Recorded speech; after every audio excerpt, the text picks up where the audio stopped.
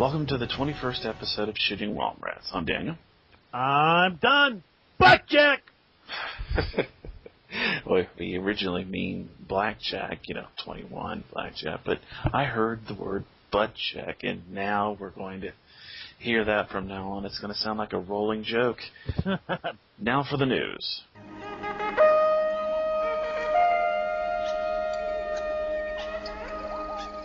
Yes, Daniel. My things that I posted this week, we'll start off with the Adventure Seed Monday, which is going to be the characters have to protect a rebel withdrawal base or convoy. Terrain is going to be forest. Complication is a stellar anomaly. The opposition, and this is really unique, is going to be the Force. So the Force, as this non-entity thing, is going to be working against them. So bad luck is going to happen. So it's going to be kind of interesting. The special hazard is none. And we also have the Random Adventure 17 this week. Mm-hmm. Yep, and something was really cool about the Adventure Seed Sunday. Brett Pazinski of OpenD6 and what's the name of his small company again, Daniel? Wicked North Games. That's right. But you know what? They did Westward, and I've had a chance to take a look at Westward. Westward is definitely worth it. Head on over to DriveThruRPG, take a look at it. I like it. So, anyways, Brett had written up like about a 3-episode or scene adventure based on this as a mental exercise, just kind of get his juices flowing, his creative juices flowing. So that's been posted up on the G Plus community. I liked it. I think there's a lot of meat in there. I agree. Well, I'm glad you agree, Daniel, because, I wouldn't have to come over there and have to beat you for rubber hose. Yes. Or a phone book, or something of that nature. Something in my Batman voice, if you couldn't tell. All right, Character Tuesday. The character is Derry Nobles, a young female who has premonitions and suffers from as much good luck as she does bad luck. And I think what I'm going to do with that is the mechanic that I'm using is just sort of the Force is out of control with her. She's sort of like a nexus point for things that happen. She's sort of like a traveling Force nexus. That is the reason her Force powers manifest themselves in such a way as she gets good and bad luck, premonitions, etc. I thought it was an interesting concept. I like the idea behind that. I'm not really sure how it would work. I mean, it's definitely going to have to be an NPC. That's not going to be something that a player character could play. Though once the mechanics are worked out, I wouldn't be adverse to allowing a character to play. So, I mean, what do you think? I mean, you think that would be too unbalancing for a game? Yeah, I think it would be too unbalancing. It's just too much to put on a regular player. See, then you just got no skills. Watch that. No, Daniel's got skills. We'll talk about this after this when we get to All You Can Eat Ronto. He game mastered something this weekend, so we'll get back to that. All right, Rumor Wednesday. Out near the Ampher Rift, they say a credit ship from the Clone Wars was lost. That ship probably was carrying more than 10 million credit. That's an adventure worthy. Yes, it is. Let's see. Planet of the week is Kaifu. It's a terrestrial forest planet with many shallow oceans, whose only claim to fame is it's an Imperial research planet. Only has about 2,000 sentients working on it in ancillary areas, but it does have a Stellar-class starport. So that's all I got. So, Daniel, bring on your character of the week, buddy. My character of the week is, of course, Anakin Skywalker. Never heard of him. No one's ever heard of this guy.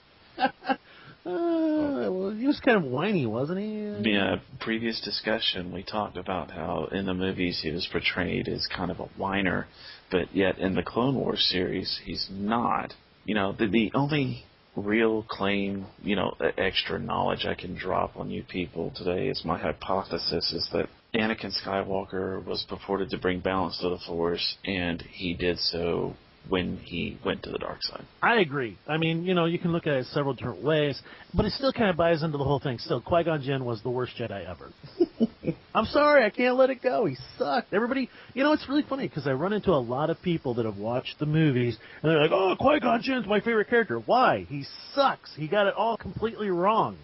In my opinion, my hypothesis is this. The reason that Anakin goes off and becomes Vader as quickly as he does is because Qui-Gon Jinn was a loser. If Qui-Gon Jinn had had all his stuff in a row, all right, if he had brought his mother with him out of slavery, brought them to Coruscant, set them up, elevated them from slavery, he wouldn't have had as much fear going on. He wouldn't have been as susceptible to Palpatine's manipulations. That is not to say that Anakin would not have eventually fallen, but I don't think that his fall would have been as fast or as great. Right. So that's my opinion. Qui-Gon Jinn sucks. Well, He even has a stupid name, too. Qui-Gon Jinn. It's like Womp Rat Gin, drink it by the gallon. I mean, Qui-Gon Jinn, whatever. Shooting Womp Rats gin, drink it by the gallon. Drink it by the gallon. All right, what do we got coming up next, Daniel? I'm hungry, man. I don't know about you. I am hungry, and I think I have some leftover macaroni and cheese upstairs, unless my daughter ate it. But I think you're not insinuating that. I think you're saying it's time for the all-you-can-eat Ronto buffet. Yeah. Well. Oh, Ronto. Barbecued Ronto's the best. What do you do when a player uses metagaming material that the character would not have access to? Beat him with a hose. Put him on newspaper, tell him they can't move. Put him in I don't know. What do you do? Slap a dunce cap on their head and put them in the corner. I throw a 2-liter. I aim for that little soft spot right underneath the eye that really frickin' hurt. I'm not looking to do damage. I'm not trying to poke an eye out. I just want to, it's like Bad Doggy. Well, the responsible GM would give a warning, especially to those that are new and are just Star Wars players and they're just too excited. However, if it goes past that point, then I'm penalizing character points. Maybe even go so far as to not give back a force point. Ooh. If it gets too far out of hand, sit the player down after the game, let them know, and if they give any guff, they're gone. That's hardcore. Daniel's doing the RoboCop thing today. Dun, dun, dun. Drop it. Well, yeah, drop it. Stand away, citizen. Yes. I have to side with Daniel with this. Now, I used to actually do that. I've sort of had a little bit of a change with that. With me, if somebody does that in a game, the first thing I realize is that they're probably a munchkin, which means they probably haven't had a lot of experience with gaming and stuff of that nature. And like Daniel says, they're probably excited about playing because, Star Wars is the most awesome game ever created. Anyway, I try to keep that in mind. That's probably a munchkin person, a little more or less mature. And so what I would do is, as Daniel said, during the game, just take a quick, 5-second thing. Hey, remember, character knowledge, player knowledge are separate. Let's go ahead and keep that because we don't want to ruin anybody else's fun. And then get right back in the game. I'm a big person on, addressing whatever the issue is, giving the correction, and moving on. I don't think someone needs to be beat with a stick unless they deserve it. And then Don is all about beating them about the head and shoulders. Going back to this, if they continue to do it during a game, and I've had a couple of times during my sessions where I've felt the need to speak up. And as an example, just last week, it didn't have to do with anything with meta mechanics, but it just had to do with the social comfort of the individuals at the table. I had a person that was being borderline rude through their character to another player's character. And to me, it was something that was beyond just role-playing. And so I stepped in and I said, hey, look, you're being borderline rude. And, it's a role-playing game. Let's just keep that in mind that we're all friends and we're here to have a good time and move back into the game. Now, like you said, if a person keeps doing it over and over again and they're ruining the game for other people, then you as a game master must do something. You have to curtail that person, explain to them, get them to understand that, look, what you're doing, I understand why you're doing it. I was there when I was a new role player. I did it too. But you need to draw that line. Now, if the person continues to do it, then you're just going to have to go, look, it's like a Band-Aid. I'm sorry, buddy. It's like AAA ball. You try it out. It didn't work. Wish you luck. Maybe on down the road and let them go. I'm not a big person for using stuff within the game to curtail a person unless it's a reward. If they're using like metagaming knowledge to get more of a reward or something like that, or if there's like perhaps there's a social thing that's taking place in the game, a role-playing thing, and they try and metagame out of it, or something like that, I may curtail their character point stuff. Instead of giving them 5 character points for that scene, I might give them 3. And explain that to them at the end of the game when you reward your character points. This is what I did. I'm not trying to penalize you. That's just the way the game operates. And hopefully through that manipulation of character points, you can get the point across and the person picks up on it. Just kind of personal opinion. Now, this is another thing I had mentioned earlier about one player being sort of rude to another character through their players. And this brought up the idea of there are situations in your game where you role play, R-O-L-E, and there are other times where you role play, ROLL, and the times are very different. I mean, what are your thoughts on that, Daniel? I mean, there are definitely two schools of thought on how to approach a game and when those are used and when they are not. I like my players to remain in character as much as possible. I don't like people who just come to the table to roll dice and add numbers. Mm-hmm. Saturday, that's what one of my main things was just trying to get y'all to stop being so distracting. Well, I tell you what, why don't we put this discussion on hold, the role play versus role play, and let's move on into that. You know, we mentioned I don't actually think that's got a place in the script, so let's hit it. Okay. Tell us about what you did Saturday, Daniel. Yeah, believe it or not, I hosted and ran an adventure called the Shooting Womp Rats Presents. You know, get this show on there. And I ran I guess you could call it a beta test of my current adventure in progress, Asylum. We had you, Jared Gunning, Russell something or other.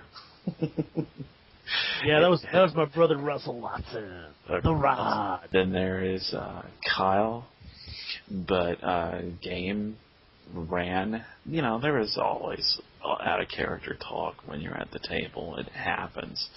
There were a little bit of glitches here and there with a little bit of voice lag, but all in all, I think I got an approval rating there, and I got, most importantly, a lot of feedback on how I'm going to rewrite the adventure. Yeah, I think that was the best part. I think the actual adventure itself ran about an hour and a half.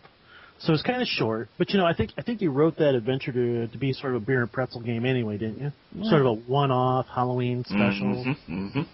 Okay, so I mean, I think that was quite successful, and I agree with you. We had, I believe, like I said, 5 people.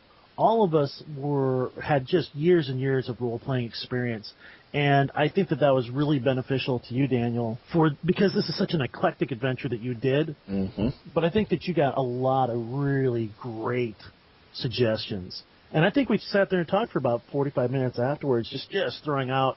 I wish we had recorded it, because there was just such a volume of good ideas.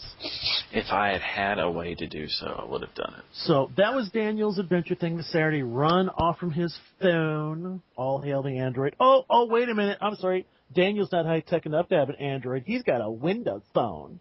But back to the discussion on role-playing versus role-playing, I always, as a GM, want there to be good ROLE playing. I want players to stay in character as much as possible, as compared to the person that likes to sit at the table and quote-unquote get loot. As long as you remain in character, and, you know, with previous campaigns, I've had great players that know that I'm a stickler for staying in character, and they'll do it. Yep, I agree. I mean, quite honestly, a role-playing group is much more satisfying and much more fun, in my opinion, than a group that's all about rolling the dice. Honestly, it's just way more, and the stories are better.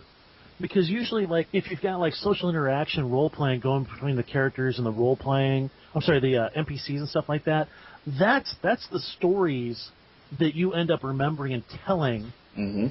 Not how much I crunched the numbers or something like that. For example, this last weekend, I folded 2 groups into one and added a new person to it. The first game session is always kind of working out the kinks, trying to figure out what people are doing and who they are and stuff like that. Make it long story short, there was a bit of a miscommunication. I do believe like 2 or 3 people were stunned into unconsciousness, who were actual players, who were stunned into unconsciousness by other players, and there were some failed rolls, a miscommunication. Basically, some rent-a-cops were involved. Fire was exchanged. It was a mess. But 99% of our game Sunday was role-playing. I think we may have thrown dice maybe a total of 20 times for 5 people, 4-hour session. Everything else was role-playing. Okay. So that's a memorable session for that, for the role-playing, not the dice. Exactly. So anyway, that's what I would encourage people to do. It's about being social and having a good time with each other. It's not a mathematical equation, what you're going to do to overcome